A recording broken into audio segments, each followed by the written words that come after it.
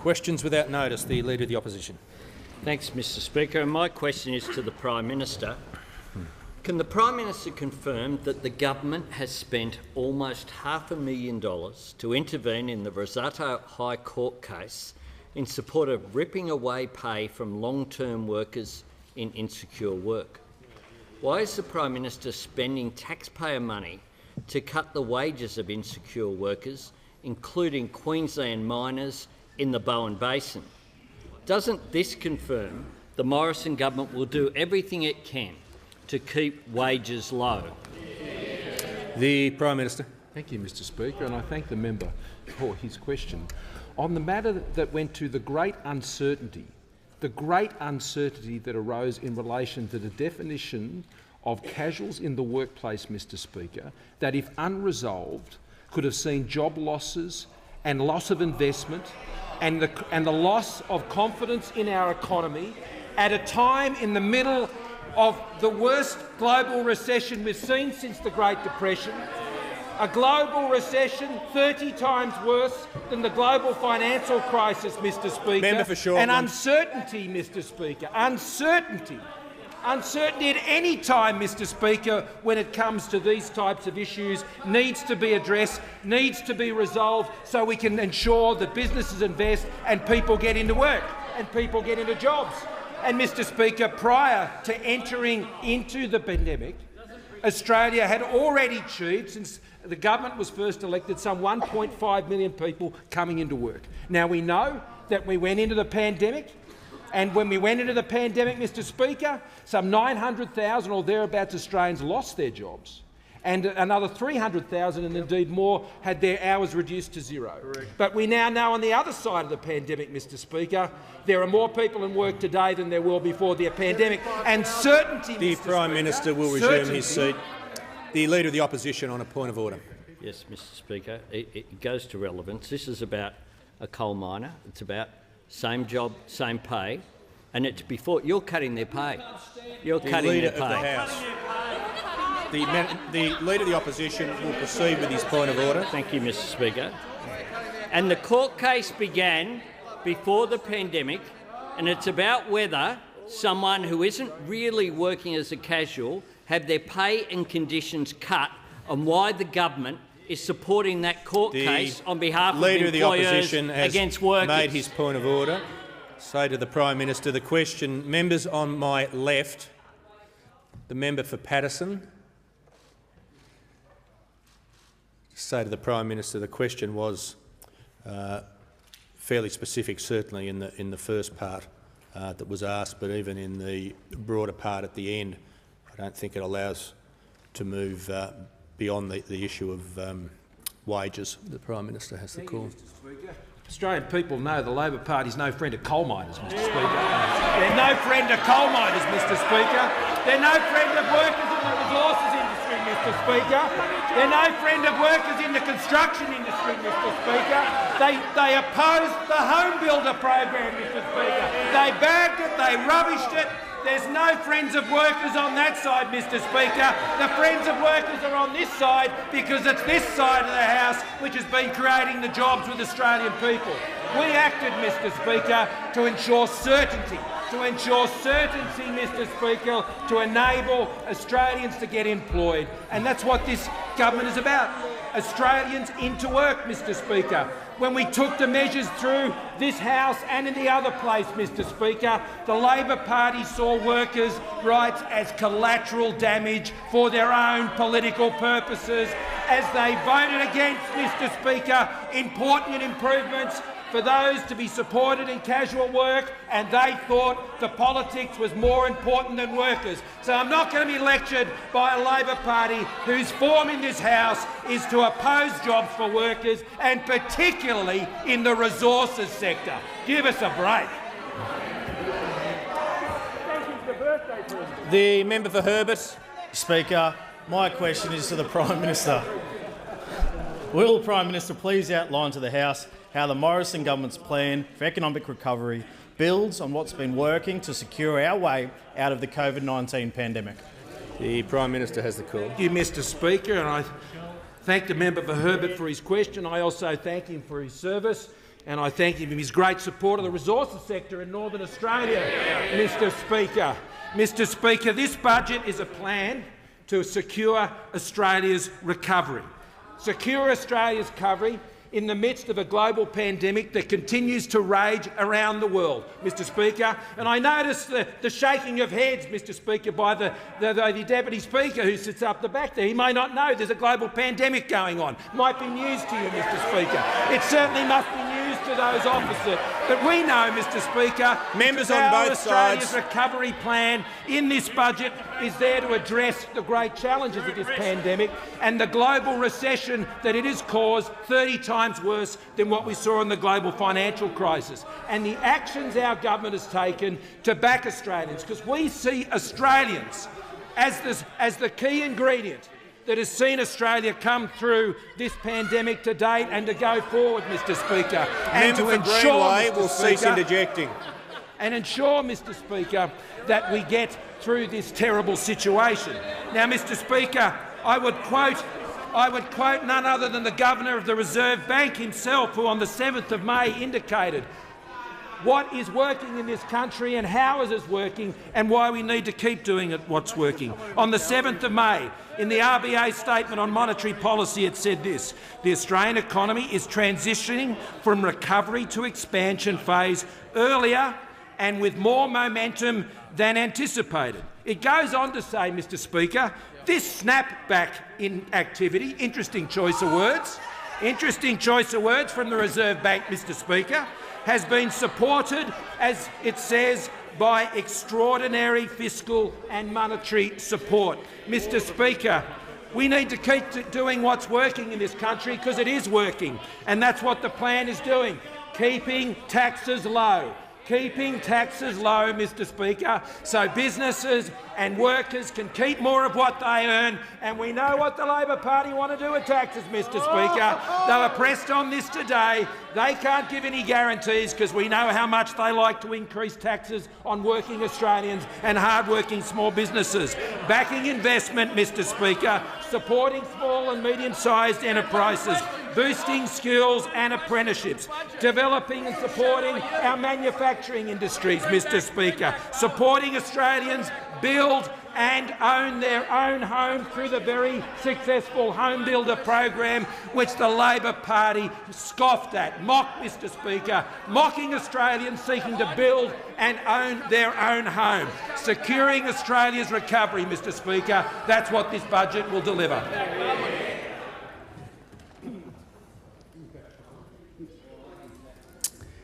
To say to the member for Rankin and the Minister for Agriculture, they can cease their conversation across the chamber now. The Leader of the Opposition. Thanks, Mr Speaker. My question is to the Prime Minister, and I ask, can he confirm that after 8 long years of wages going nowhere, now they're actually going backwards? I'll start now. The Prime Minister. I thank the member for his question. I'll ask the Treasurer to add to the answer, Mr Speaker. Nominal wages improved, Mr Speaker, over the course of the budget and the forward estimates, Mr Speaker. We have Members had on my some left. aberrant figures on inflation, both this current year and next year, Mr Speaker, but wages will continue to improve in this country so long as the economic settings continue to be right, that we continue to back Australians, that we secure Australia's recovery through this budget, and we continue to put Australians in work. And when you put Australians into work, Mr Speaker, that tightens the labour market and that supports wages. But I'll ask the Treasurer to add. The Treasurer has Thank the you, call. Mr Speaker. It's a bit cheeky to get a question from the Labor Party on real wages when they were falling when they were last in office, Mr Speaker, and fell over the 2013. Now, Mr Speaker, in budget paper number 1 on page 61, it says the following: consumers have maintained purchasing power with real wages growth in line with the 10-year average, Mr Speaker. And we know under this government, real wages growth is higher, the unemployment rate is lower, the gender pay gap has been closing, and more Australians are in work than ever before, Mr Speaker. And this has meant that household income has continued to grow in every quarter despite the greatest economic shock since the Great Depression, and up 4.8% over the year. So, Mr Speaker, under this government, Unemployment is now lower than when we came to government, Mr Speaker. Unemployment, after the biggest economic shock since the Great Depression, is now lower Treasurer can just than when we pause came for to 1 government. second, if you concluded your answer. Just before I call the next question, there's continual interjection. I haven't used 94A so far this week. I'm just going to make very clear again, if I've mentioned your name and you interject again, you will be ejected. The member for Lyne. Thank you, Mr Speaker. My question is to the Deputy Prime Minister. Will the Deputy Prime Minister inform the House how the Morrison-McCormack government is securing our future by investing in infrastructure across regional Australia, investing in the infrastructure that will make our roads safer and save lives? The Deputy Prime Minister has the call. Thank you, and I thank the member for Lyne for his question and acknowledge his advocacy for not just his community, but indeed for the road safety outcomes of Lyne and indeed regional Australia right across the nation as well. He knows full well how important this is. He has worked tirelessly in his community to get the Harrington Road intersection upgrade in Coopernook on the Pacific Highway upgraded. Now, this $60 million project involves the construction of a full-grade separated interchange. This will make the road safer for all who use it. In conjunction with the state government, we are now fixing it, and it will be finished by 2024. Local community members were very, very pleased with the announcement, as the member for Lyne knows. Michael Parsons said, "Just the best news to wake up to." He probably also listens to Moffee in the morning, but we have been lobbying, he said, for this for a long time now. Many lives will be potentially saved. Councillor Catherine Bell said, "Excellent news. The Harrington community and motorists will be pleased. There may be dancing in the streets." The infrastructure rollout is about making travelling around our great country safer and including particularly in regional Australia. Now, we've added another $1 billion to the Road Safety Use It or Lose It program. Now, these works include rumble strips, they include shoulder sealing, upgraded school zone signage, separated cycleways, median and run-off barriers, raised pedestrian crossings, resurfacing, better road markings, clearing vegetation near the road, and those all-important audio tactile line markings. They're the things that if you stray slightly out of your lane, you can hear the thump, thump, thump, thump, thump. And if you go faster, it's thump, thump, thump, thump, thump. That's what they do, and they save lives. I hear the member for Rankin, they actually do save lives, and it's so important. Travelled on the Newell the other day, and they were actually laying those lines not just in the daytime, but indeed at night time too. It is actually creating work for local councils. It's creating work for local small businesses. It's creating opportunities, local procurement, and it's all part of, Mr Speaker, the $110 billion infrastructure rollout that we've got across the nation over the next decade. And the budget that Treasurer Frydenberg announced on Tuesday night facilitated an additional $15.2 billion of works, creating the opportunities for an additional 30,000 workers, already 100,000 workers as part of the overall 10-year plan, because the government, the Liberals and Nationals, have a plan. We've got a plan for infrastructure. We've got a plan for a more secure future. Out of the pandemic, it's been very, very difficult. We all know that. It's been very, very challenging. But I commend the member for Lyne for his advocacy for infrastructure, and particularly for getting the Newcastle Airport up and off the ground. Deputy Prime Minister's time has concluded. The member for Rankin. Yeah, thanks very much, Speaker. My question is to the Treasurer. Will the Treasurer admit what the cut in real wages contained in his own budget actually means for Australian workers? Their bills will go up, but their pay won't keep up. The Treasurer has the call. Well, Mr Speaker, I know what will hit the wages of the Australian people is the higher taxes from the Labor Party, Mr Speaker.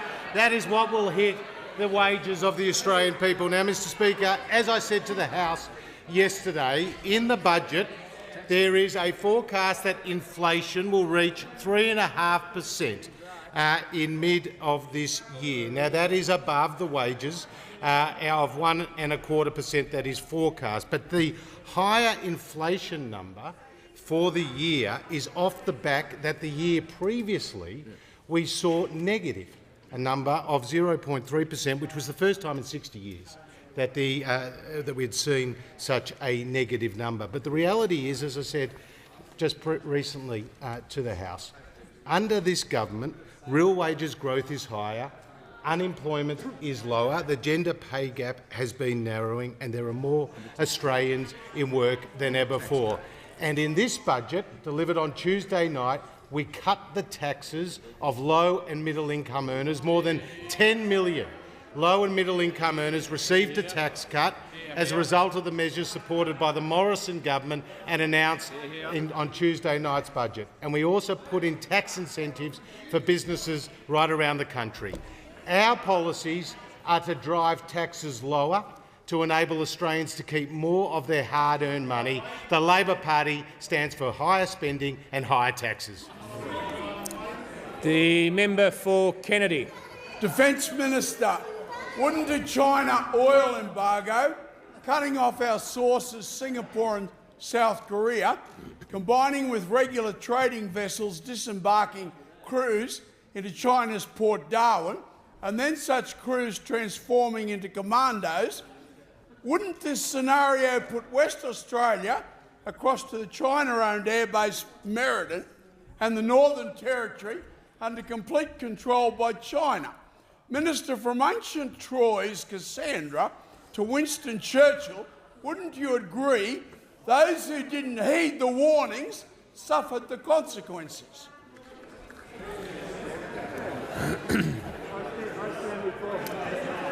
The Minister for Defence. Putting it all together, Mr. Speaker, I thank the honourable member for his question, and I thank him for his passion for this country and for his electorate and for many causes over a long period of time in this chamber. He has worked very hard for people in regional areas, people in Northern Australia and for our country, so I acknowledge that.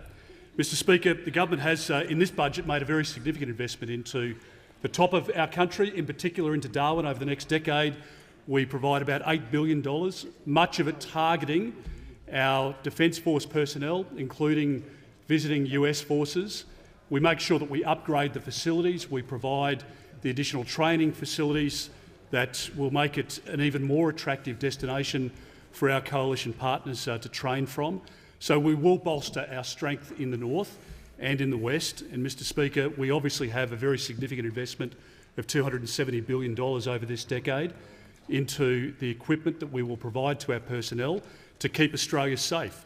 And we've made decisions over the course of a number of years, not just in this budget, to put us in a position where we can keep our country safe.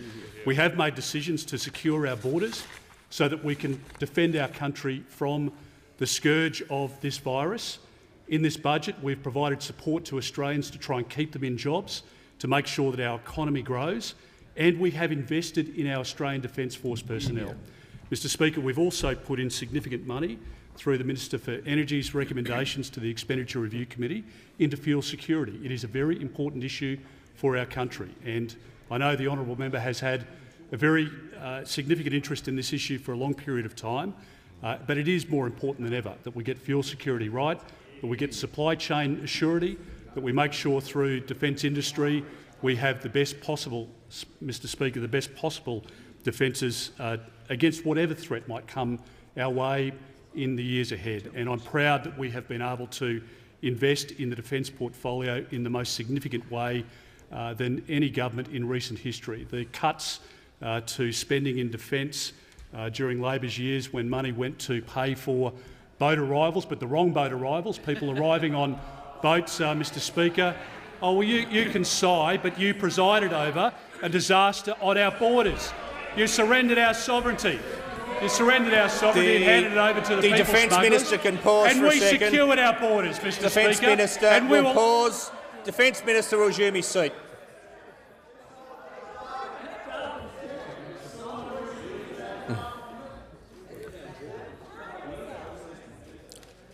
I asked the Defence Minister to pause twice. I presume he didn't hear me, so I asked him to resume his seat.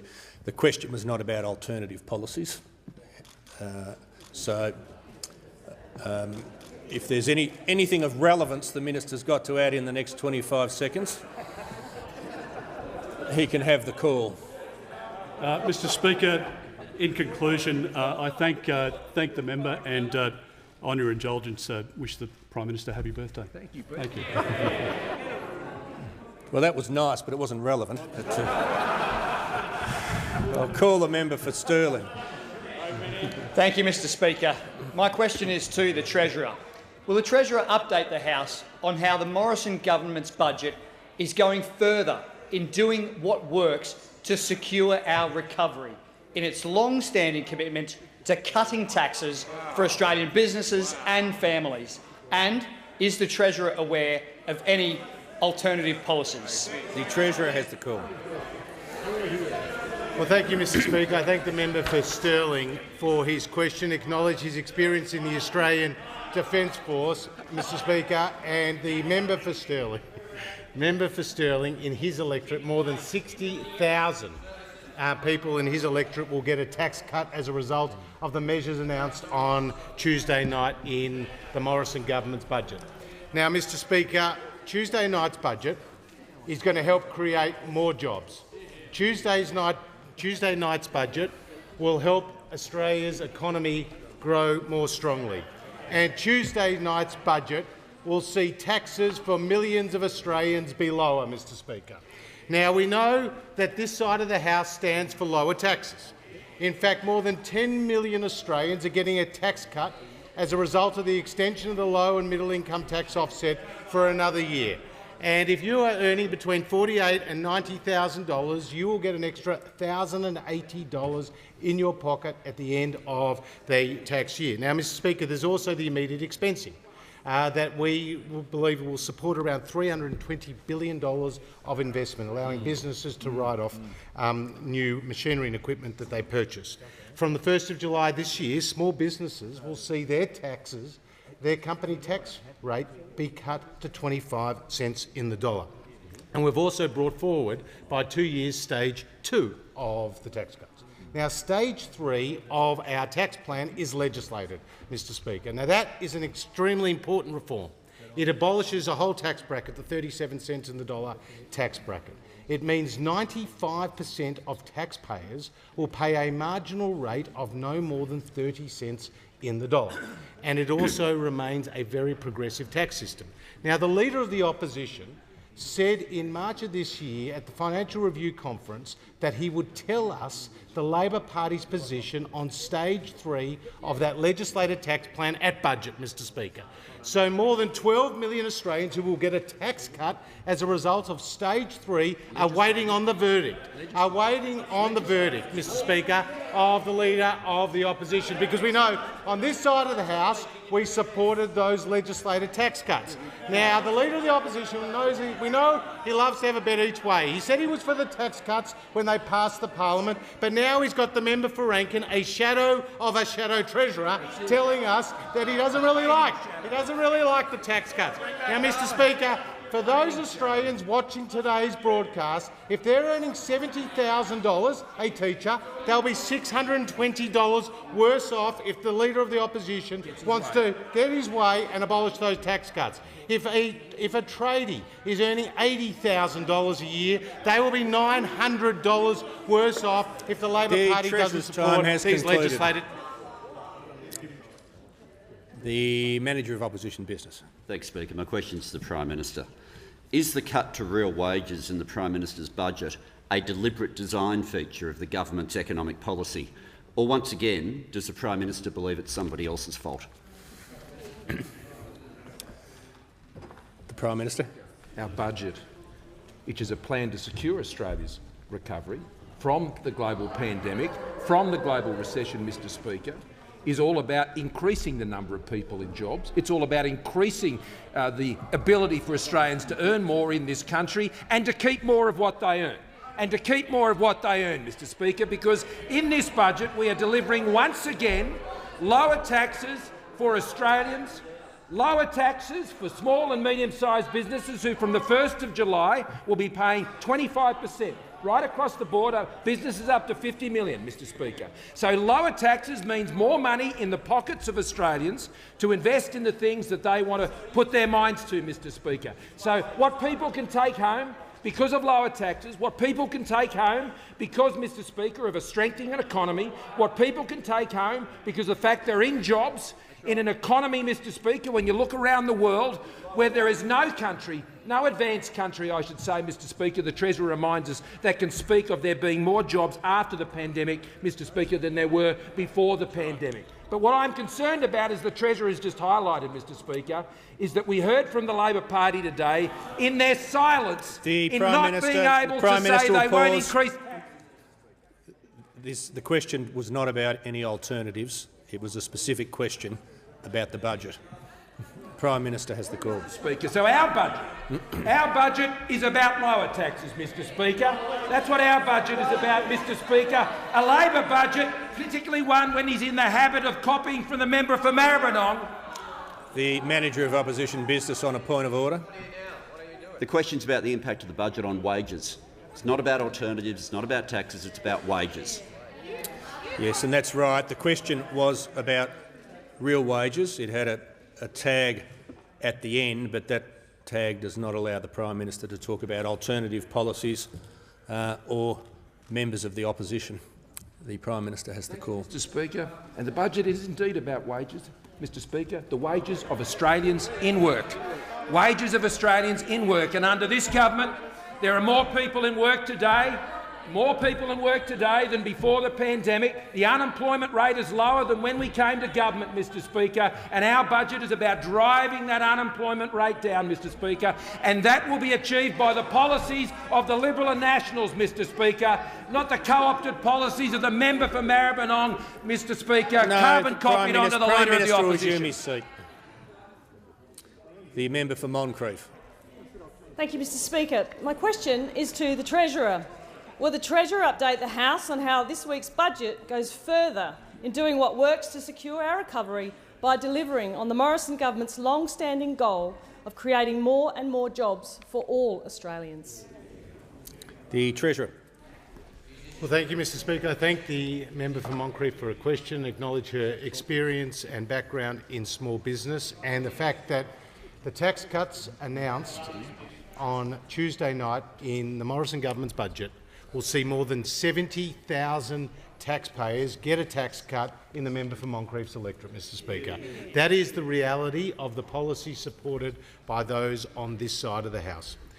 Now, Tuesday's night's budget was our plan to create another 250,000 jobs, because we've seen around 500,000 jobs created since last year's budget in October.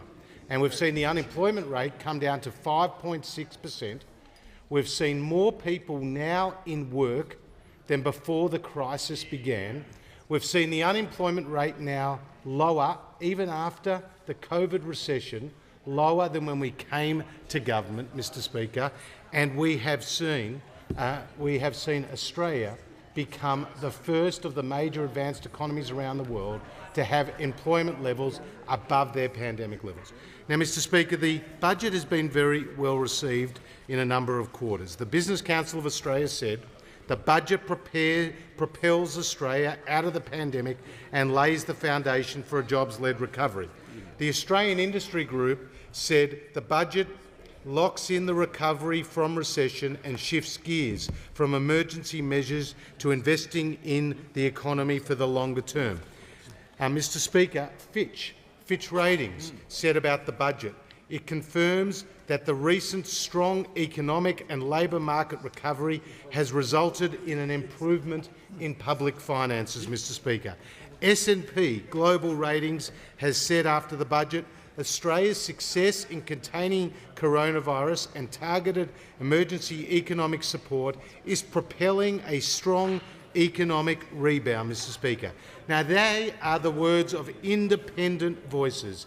This budget was all about locking in the gains of our strong economic recovery, investing more in skills, extending the job trainer program to now provide 450,000 training places, including for 33,000 people in the care workforce. It was about extending our successful apprenticeship scheme, a $2.7 billion investment to create another 170,000 apprentices. It was about a record $15 billion of infrastructure spending to maintain that $110 billion 10-year pipeline. And of course, it was about tax relief for more than 10 million hard-working, low and middle-income workers, putting more money in the pockets of their families so that they could spend it as they see fit. Time has concluded.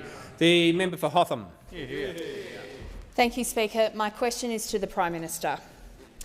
Aged care workers are some of the lowest paid people in our nation. Attracting and retaining these critical workers is the only way older Australians will get the care they deserve. What part of the Prime Minister's budget pays aged care workers more? The Minister for Health and Aged Care. Thank you very much, Mr Speaker. And indeed, there's $17.7 billion of additional value and investment in aged care. Member for Hotham has asked her question. The Minister will pause. The member for Hotham has asked her question. She will not interject, nor will others interject. The Minister for Health and Aged Care has the call. Firstly, there are retention bonuses for nurses, $3,700 for full-time nurses, $2,700 for part-time nurses.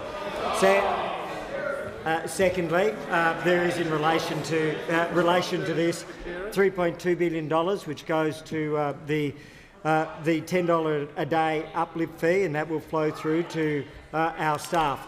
Thirdly, there is $3.9 billion. The Minister will pause. The member for Lyons will leave under Standing Order 94A.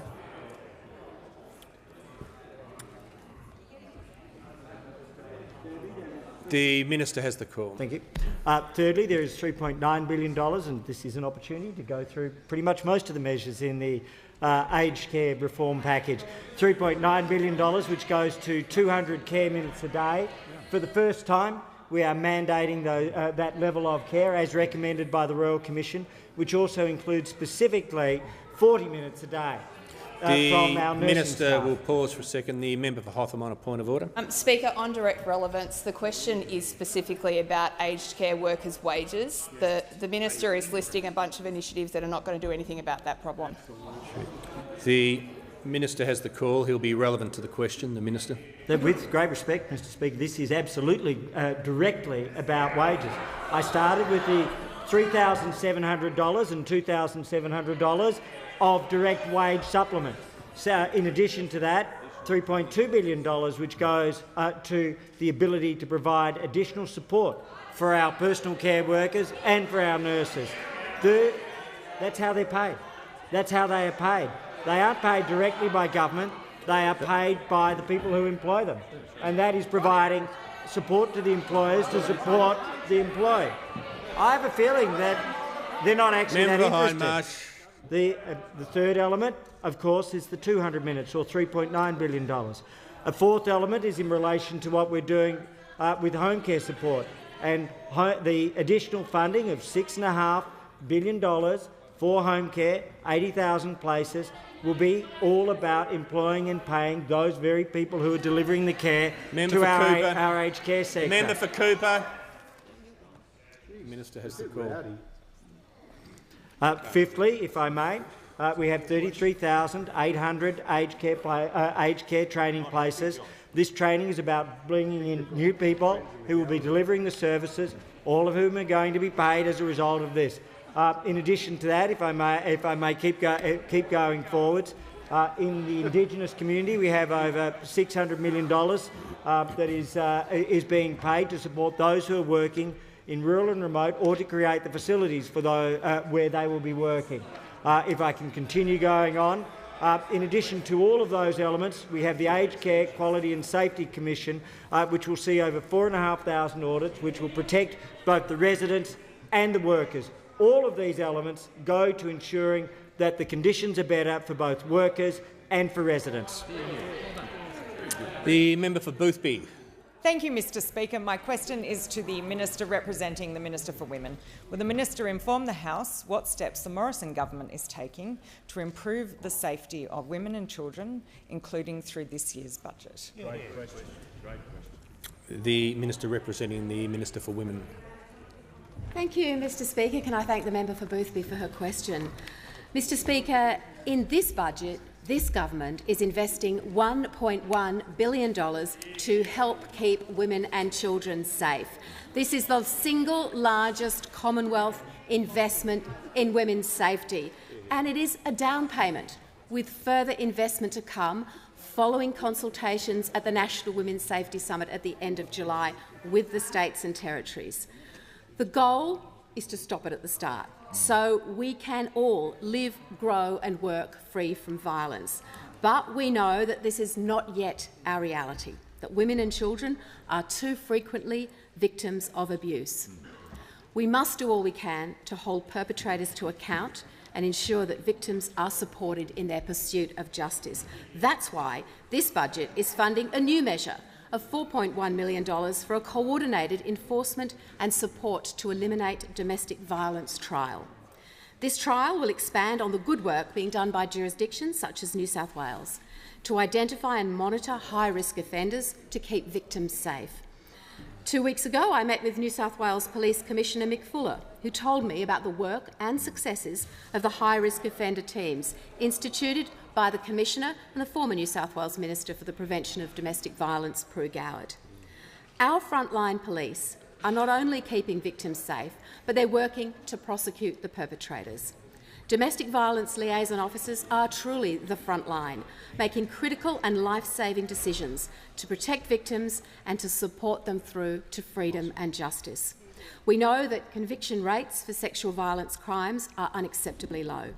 This budget is opening doorways to justice that have been out of reach for too many for too long.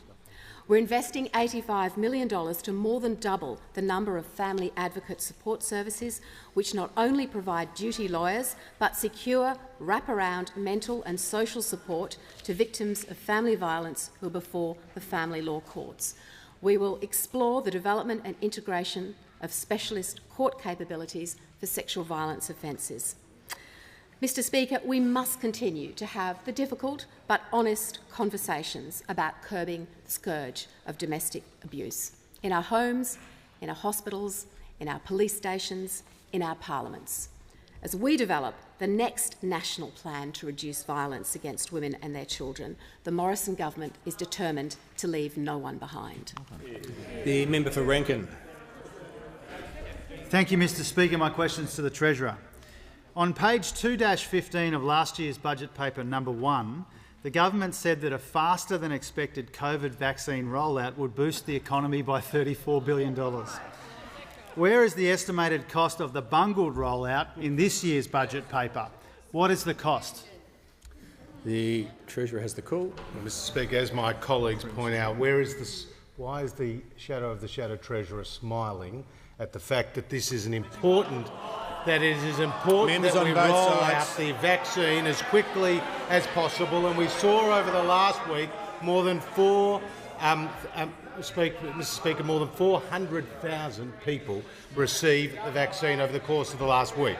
Now, there is a key assumption in the budget about the vaccine rollout. It is in budget paper number 1 on page 36, where it is assumed that a population-wide vaccination program is likely to be in place by the end of 2021.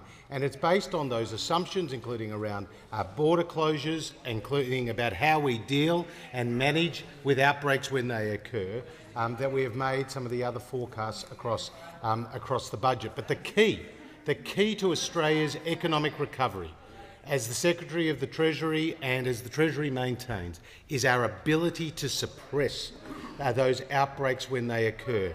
This is first and foremost a health crisis, Mr Speaker, and our ability to suppress the virus will determine the speed of the economic recovery, which is now well underway. The member for Higgins has the call. Thank you, Mr Speaker. My question is to the Minister for Health and Aged Care. Will the minister update the House on how further investment by the Morrison government is continuing to protect the health and safety of Australians against COVID and other potential pandemics to secure our future?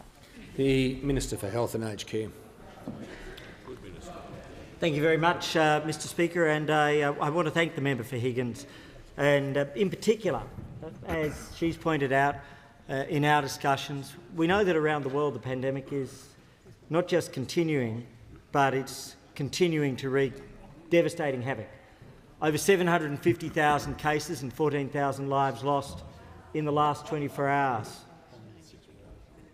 I hear almost a response as if, wow, so what, on the other side. And I'm sorry. The Minister will resume his seats. Members on the member for Isaac. The member for Isaacs. No, the Minister will resume his seat. His microphone's off. The Minister will now cease interjecting.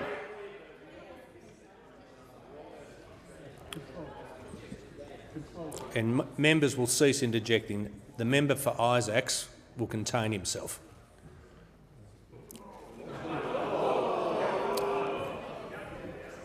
Members on my right will cease interjecting.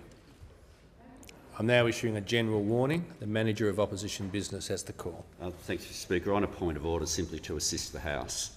I think it's important for everybody to know that every member of this House on every side appreciates the gravity of what's happening around the world, and that should simply be accepted, and no game should be played with that simple fact of the integrity of the members. Members on my right, the Minister has the call. Indeed, that is exactly the point I was making.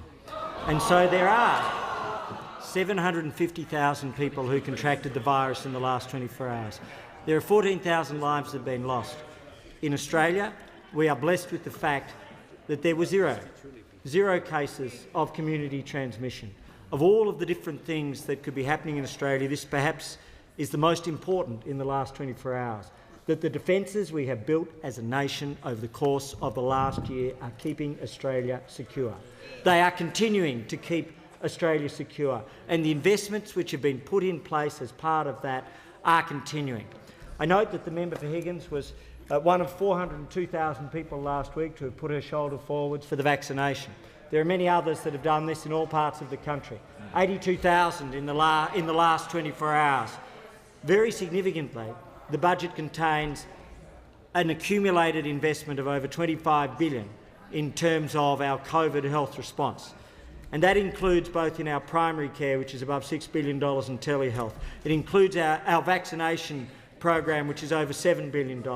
And very important, as part of that, I'm delighted to be able to say, as we announced earlier today, that the government has secured access to $25 million Moderna mRNA vaccines, 25 million doses of Moderna mRNA vaccines.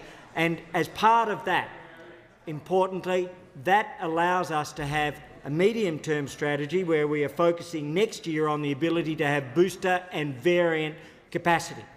Now that the medical advice has indicated that, in particular, this is important for the variant strategy, the ability to adapt, we've followed that advice. We've made that investment. But there are two other elements that are particularly important. The Minister for Innovation will help lead a process of securing mRNA investment and processing capability in Australia through an approach to market.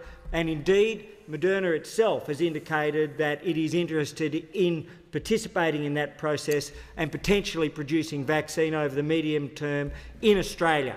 And what that means is that we now have over 190 million vaccines. We have a new capability, and we have potentially the capacity to produce the vaccines in Australia.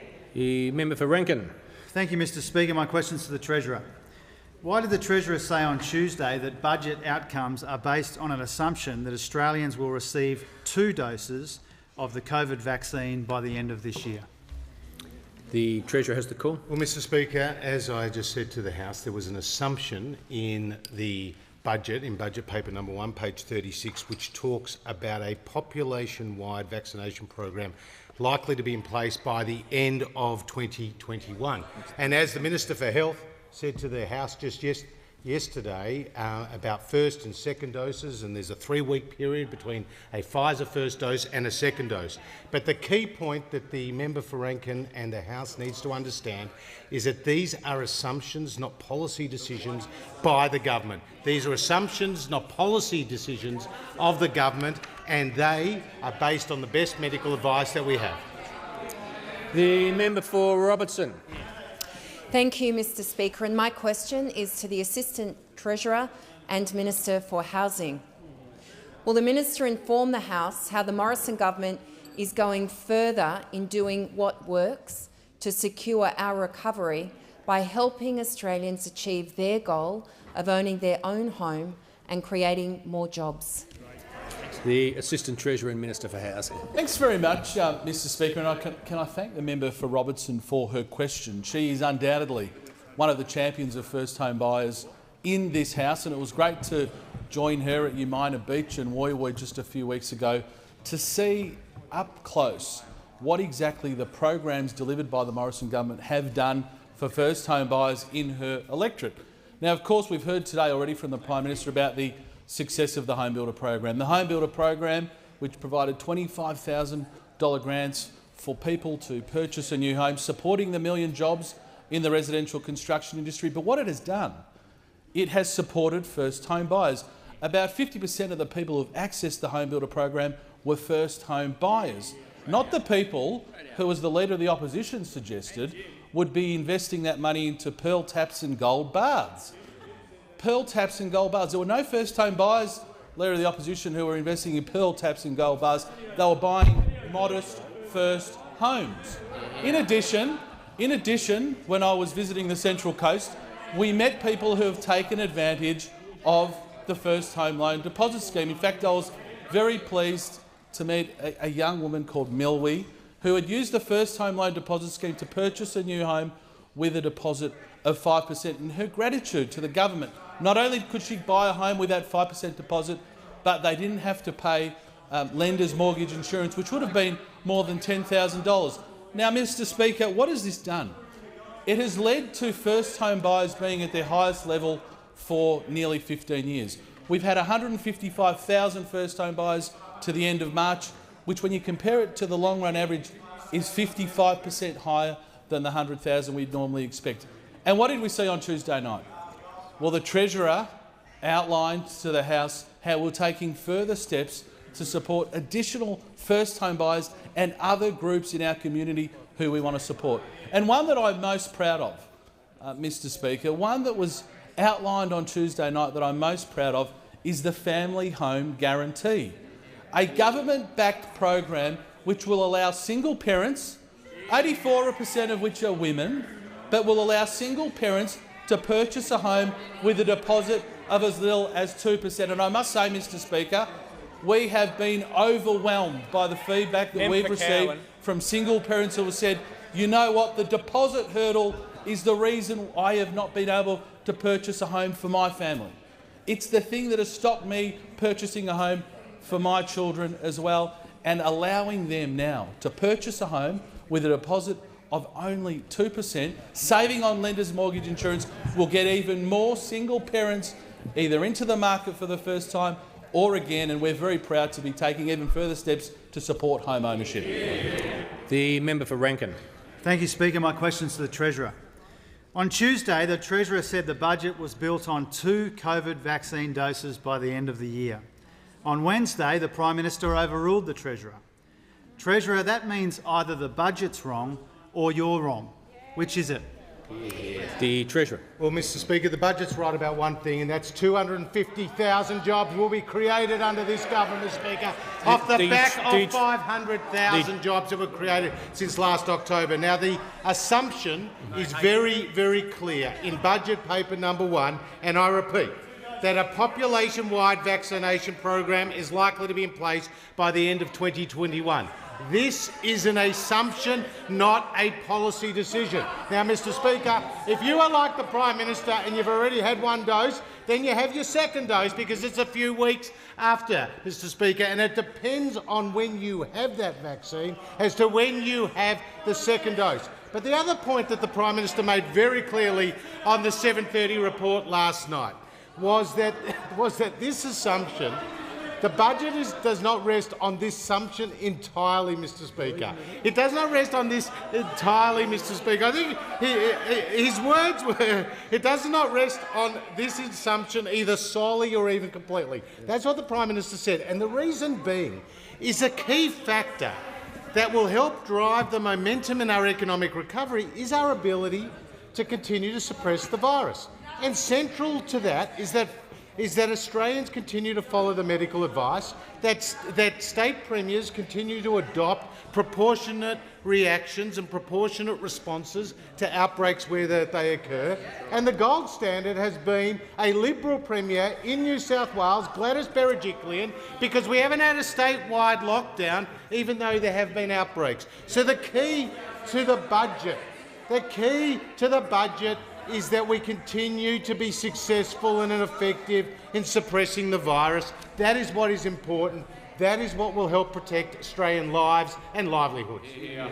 The member for Lindsay. Thank you, Mr Speaker. My question is to the Minister for Employment, Workforce, Skills, Small and Family Business. Will the Minister update the House on how the Morrison government is going further in doing what works to secure and drive our economic recovery through continued support for Australian small businesses? The Minister for Employment, Workforce, Skills, Small and Family Business.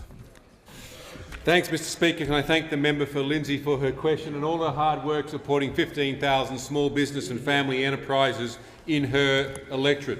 Mr Speaker, this budget is backing small business 100%. If I can quote it, as before, the Australian Small Business and Family Enterprise Ombudsman Office, it says, the budget is a clear acknowledgement that small and family businesses are central to the nation's economic recovery. It goes on to say tonight's budget represents a substantial financial and strategic commitment to making Australia the best place to start, grow and transform a business. The Morrison government is backing small business 100% in. Right now, you'd be surprised to know, Cafe 7 at Paradise Point in my electorate, they've got question time on because they want to hear how this government is backing small business in. That's what they want to hear, and that's what Australian businesses want to know. All during the pandemic, the Morrison government has backed businesses in. The member for Lindsay, 5,800 of your businesses received JobKeeper, 26,500 employees being supported. That's what the Morrison government has done for the seat of Lindsay. In terms of the tax-free cash flow boost, 5,200 of the members' businesses were backed in, $229 million paid. And the measures keep going. As the Prime Minister said, the tax rate for small and medium enterprises from 1 July drops down to 25%. That means $16 billion worth of tax cuts flows through to small businesses between now and 23-24. $16 billion, that's what the Morrison government is providing to small and family businesses. $129 million to encourage entrepreneurship through the new Enterprise Incentive Scheme. You know what? We don't need 6-year-old innovative bits of rubbish to come forward when it comes to policy. This government is stepping up and backing business in. $1.2 billion in terms of investment in the digital economy.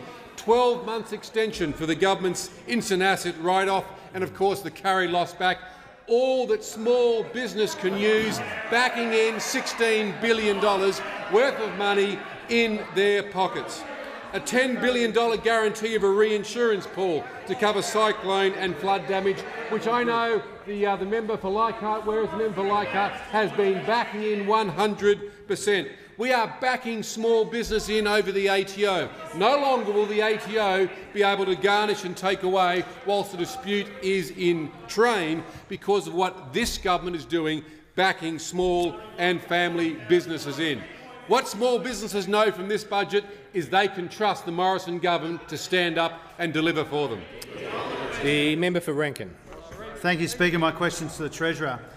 On Tuesday, he said at his budget lock-up press conference that Australians will get 2 doses by the end of the year. How is it possible that the Treasurer got this crucial assumption in his own budget wrong in his official budget briefing on budget day, surrounded by Treasury officials? The Treasurer has the call. The shadow of a shadow Treasurer, here again. He's got nothing really to come at. He hasn't asked questions about jobs. He hasn't asked questions about taxes. And he knows, Mr. Speaker, that he has been outplayed. Now, the reality is there is an assumption. It's an assumption, not a policy decision, Mr. Speaker. It's based on the best medical advice to us. And it says, and I want to read it to him if he has struggled to understand it, that the population-wide vaccine program is likely to be in place by the end of 2021. And we have seen more than 400,000 people receive a vaccination over the course of the last week. We now have 5,000 contact points around the country, whether they are GPs, Mr. Speaker, state and territory clinics. Now, Mr. Speaker, the key to Australia's economic recovery is that we are continuing to suppress the virus. And if we continue to suppress the virus, we continue to maintain the momentum. And the momentum will be continued by measures that we announced in the budget, like lower taxes, like increased infrastructure and like skills. But when it comes to the vaccine rollout, we heard today that we've secured an additional 25 million doses of the Moderna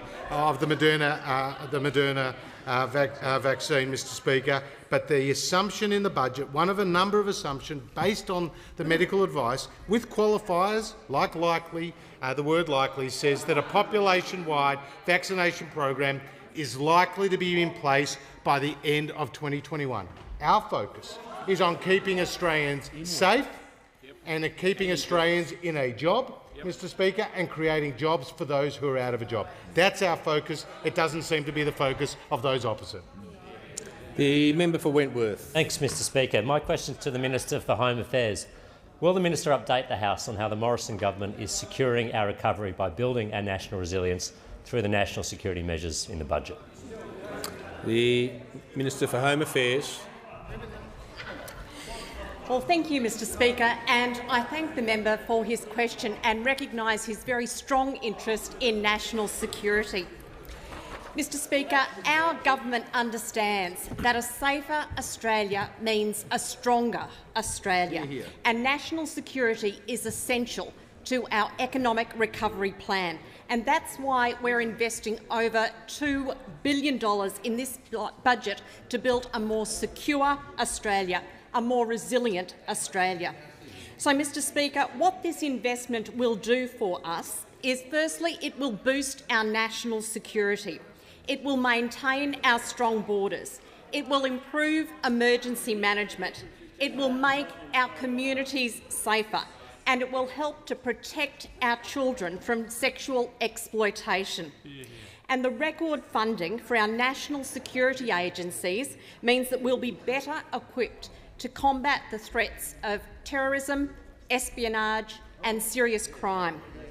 Mr. Speaker, our $1.3 billion investment to boost ASIO's capabilities goes further towards securing our sovereign interests and improving our ability to counter the threats that we face in an increasingly complex world.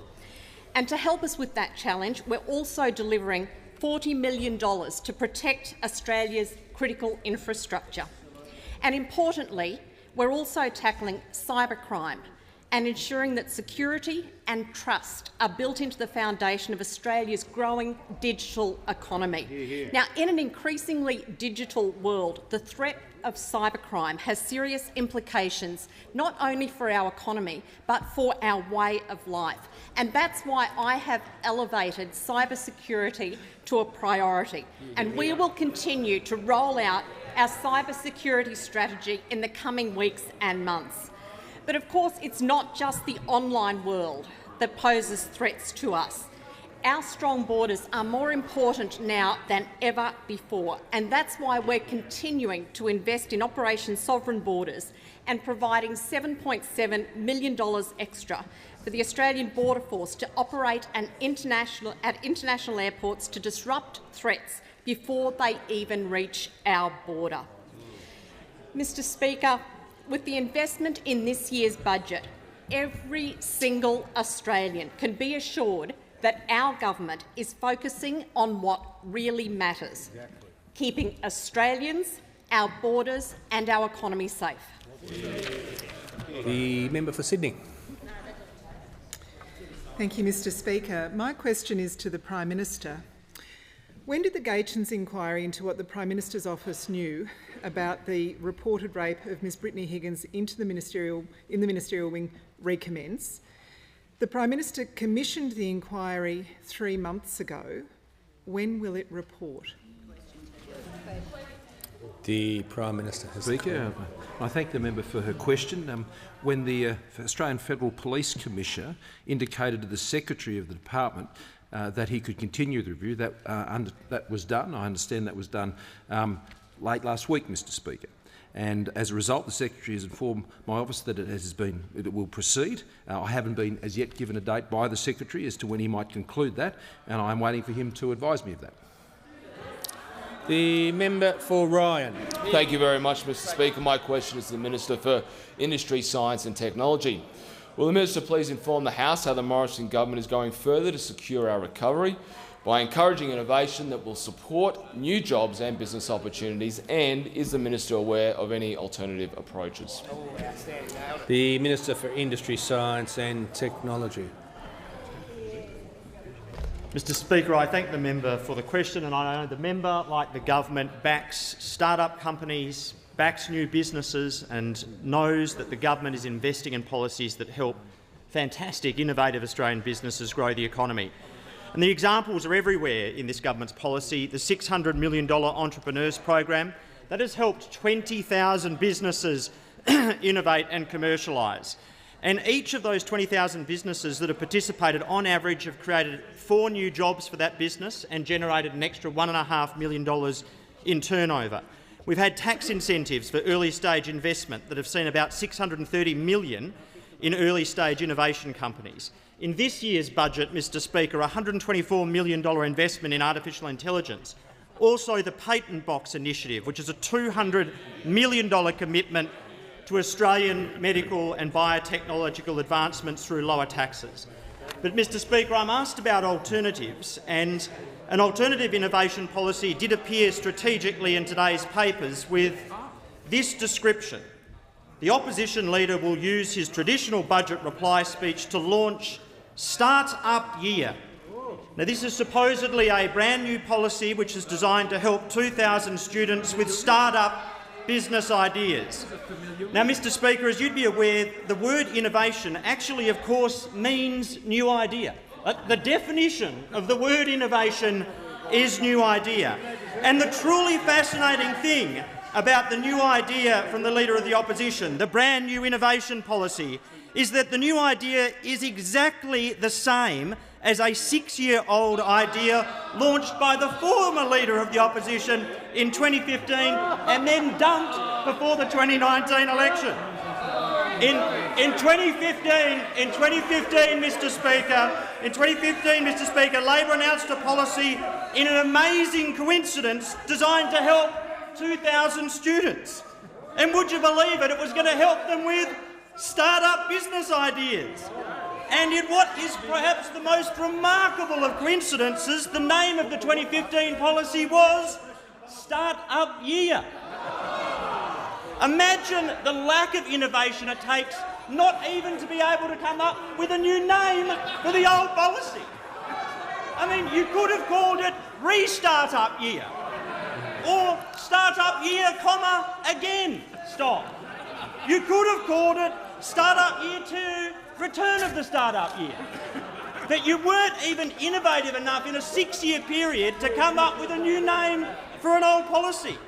Literally, the best that the Leader of the Opposition can do in the space of innovation is to plagiarise from a 6-year-old idea of his predecessor.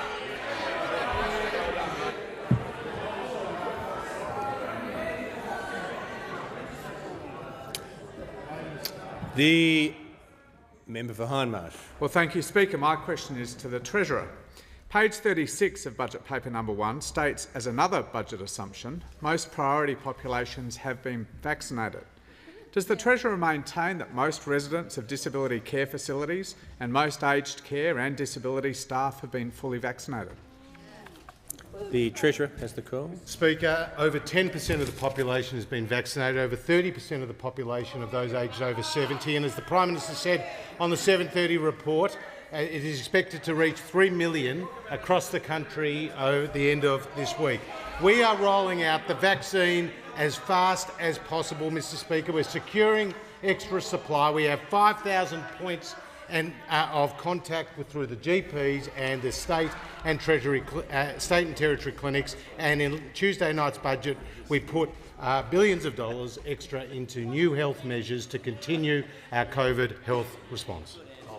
The member for Fisher. Thank you, Mr Speaker. My question is to the Minister for Defence. Will the Minister inform the House how the Morrison government is going further in doing what works to secure our recovery by securing our nation and keeping all Australians safe? The Minister for Defence. Thank you very much, Mr Speaker. I thank the honourable member for Fisher for his question. I thank him also for his leadership of the committee here that deals with defence matters, a great supporter of veterans, and I saw and met with some of them in Fisher recently. He has a particular passion for making sure that his local defence personnel and veterans are taken care of, and it's a great credit to him. Mr Speaker, this government has the same approach. We want to make sure that we can take care of the men and women of the Australian Defence Force. We want to make sure that we can protect our country, not only today, but bearing in mind that the decisions we make today, the investments that we make today, will come to fruition in 5 or 10 years' time, and we need to have an eye on what those threats might be. Similarly, Mr Speaker, people that have made decisions in the past, whether to invest or not to invest, we live with those decisions today. And when Labor was in power, they cut defence spending. They took money away from the Defence Department. They didn't put money into the Defence Force as was needed. And of course, we're now paying a price today because we bear the risk of a capability gap because the Labor Party spent money everywhere else but in defence. They took money out of national security, Mr Speaker. Oh, they don't like it, but that is a fact. If you dispute that fact, stand up and point out where it's wrong. That's the fact, Mr Speaker. They did not support our defence industry. They did not support Australian Defence Force, Mr Speaker. The fact is, this government, Mr Speaker, has invested $270 billion over a decade into restoration of that support and making sure that we can invest to support the security of this nation, Mr Speaker. Mr Speaker, we have $183 billion in the Naval Shipbuilding Plan, which represents the largest regeneration of the Navy since the Second World War. More than 70 vessels will be built in Australia. Mr Speaker, we're purchasing 72 F-35A aircraft to replace the Hornets, with 37 aircraft already received and more than 10,000 hours flown. Mr Speaker, we're investing $55 billion into modernising our land capability over the decade. We are putting money into strike weapons, we're putting money into helicopters, into logistics resilience, to robotics, to autonomous systems. Mr Speaker, we're putting money, importantly, into cyber defences. All Australians understand the risks that our country and that other countries face in relation to those that would seek to exploit our systems. It is now more than ever important that we invest into those systems, and that is exactly what this budget is about. The member for Hindmarsh. Well, thank you, Speaker. My question is to the Treasurer, and I thank him for his earlier answer. But I ask again, does the Treasurer maintain that most residents of disability care facilities and most aged care and disability staff have been fully vaccinated? The Treasurer has the call. Mr Speaker, the rollout of the vaccine has been gaining pace, including in disability care places as well as aged care places, and those officers should support the rollout of the vaccine as we on this side of the House do. The member for Braddon. Thank you, Speaker. My question is to the Minister for Veterans Affairs and Minister for Defence Personnel. Will the Minister inform the House how the Morrison government is going further in doing what works to secure our recovery by continuing to invest in a world-class system to support our veterans and our veterans' families that will focus on their well-being and suicide prevention? The Minister for Veterans Affairs and Minister for Defence Personnel. Well, thank you, Mr Speaker. I do thank the member for Braddon for his question. He recognised his service in the Australian Army and also recognised the way he's worked very positively and constructively to engage with veterans in his own community and throughout Australia. And Mr Speaker, it has been my privilege over the past 3 years as the Veterans Minister to spend a lot of time with our current serving personnel, but also our veterans, and get to appreciate the amazing work they do. And I want to take this opportunity today, Mr Speaker, to actually thank the Department of Veterans Affairs staff and the ex-service organisations and the volunteer groups who do such amazing work to support their mates on their transition. It is a real partnership, and we can be proud of the fact that over the past 100 years in this place we have worked together to develop a system of support that does look after our veterans and their families upon their transition. And I do also take the opportunity, Mr Speaker, to urge everyone in this place and in the media as well to please be part of the solution. The language we use when we talk about these matters is critically important. We need to be careful that we don't talk down the service in the Australian Defence Force. We need to be careful to make sure we don't talk down our veterans and their service to our nation, because the overwhelming majority of people who serve in the Australian Defence Force have a positive experience, Mr Speaker. They develop skills for life, things like leadership, problem solving, teamwork, resilience, and they are proud of that service. They have a difficult job and they do it remarkably well, whether it's in conflict situations or peacekeeping or humanitarian aid and disaster relief. They have a tough job and they do it very, very well. But for those, Mr Speaker, who experience a level of physical injury or mental ill health with issues after their service, we have some obligations as well as a grateful nation to make sure they are properly supported. And I believe this budget, Mr Speaker, does help to meet that obligation. It builds on the system of support that was previously in place, and now in this next financial year in the order of $11.8 billion of support will be provided to 325,000 veterans and their families. So I do thank the Prime Minister and the Treasurer for the support they have given me as we've sought to focus more and more on the well-being of veterans, to focus on the opportunities for them on transition and to reduce suicide in the veteran community. This budget will deliver $775 million in new initiatives, and there will be programs that will build on our world-class system of support for veterans and their families. The member for Braddon would be aware there will be an extra wellbeing centre in the Tasmanian community and also in South East Queensland. There will be an additional 440 APS staff added to the workforce as we strive to reduce claim times for our veterans. Mr Speaker, I'm the first to acknowledge that our system is not perfect. It does need reform, and we're working in a very constructive and positive way with the veteran community to achieve those reforms, and we see the Royal Commission, the pending Royal Commission, as a chance to unite our veteran community. We really do need to stop talking our veterans down. We need to focus on providing for them the hope, the optimism and the confidence that will help those veterans transition well and succeed in civilian life. And I just urge anyone who is troubled by the conversation today to please contact Open Arms on 1800 011 046. The Prime Minister. Thank you, Mr Speaker. I ask that... Sorry.